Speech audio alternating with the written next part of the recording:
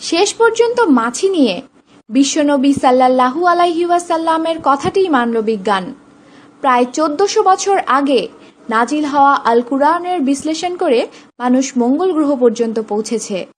মহানবী হযরত মুহাম্মদ সাল্লাল্লাহু আলাইহি ওয়াসাল্লাম 1400 বছর আগে মাছি প্রসঙ্গে যে কথাটি বলেছিলেন তা আমাদের আধুনিক বিজ্ঞানও মেনে নিয়েছে। বুখারী ও ইবনে মাজাহ হাদিসে বর্ণিত রাসূলুল্লাহ সাল্লাল্লাহু আলাইহি ওয়াসাল্লাম বলেছেন, যদি তোমাদের কারো পাত্রে মাছি পতিত হয়, সে যেন উক্ত মাছিটিকে ডুবিয়ে দেয়, কেননা তার একটি ডানায় রোগ জীবাণু রয়েছে আর অপরটিতে রয়েছে রোগনাশক ঔষধ। বুখারী। জ্ঞান বিজ্ঞানের যখন অগ্রগতি হলো, তখন ব্যাকটেরিয়া ও ভাইরাস জীবাণু সম্পর্কে জ্ঞানের অগ্রগতির মাধ্যমে বর্ণিত হচ্ছে মাছি মানুষের শত্রু, সে রোগ জীবাণু বহন করে এবং স্থানান্তরিত করে।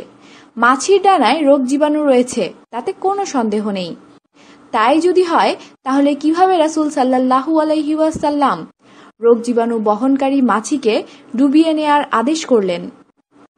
এ বিষয়ে কিং আব্দুল আজিজ বিশ্ববিদ্যালয়ের ওস্তাদ ডক্টর ওয়াজিহ বায়েশরি এই হাদিসের আলোকে মাছি নিয়ে কয়েকটি পরীক্ষা চালান।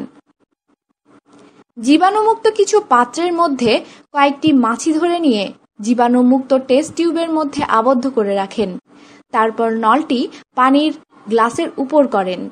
মাছিগুলো পানিতে পতিত হওয়ার পর উক্ত পানি থেকে কয়েক ফোঁটা পানি নিয়ে পরীক্ষা করে দেখতে পান সেই পানিতে অসংখ্য জীবাণু রয়েছে।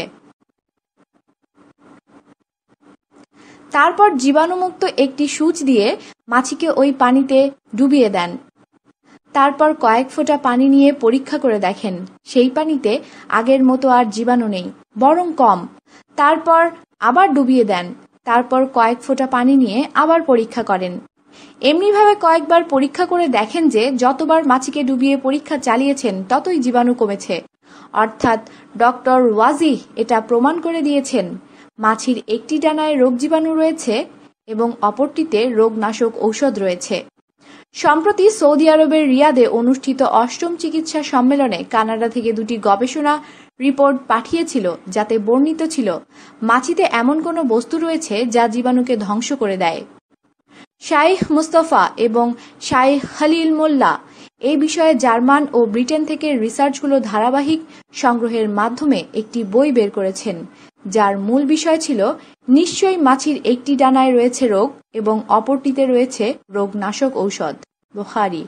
মাছি যখন কোনো খাদ্যে বসে, তখন যে ডানায় জীবাণু থাকে সে ডানাটি খাদ্যে ডুবিয়ে দেয়, অথচ তার অপর ডানায় থাকে প্রতিরোধক ভাইরাস।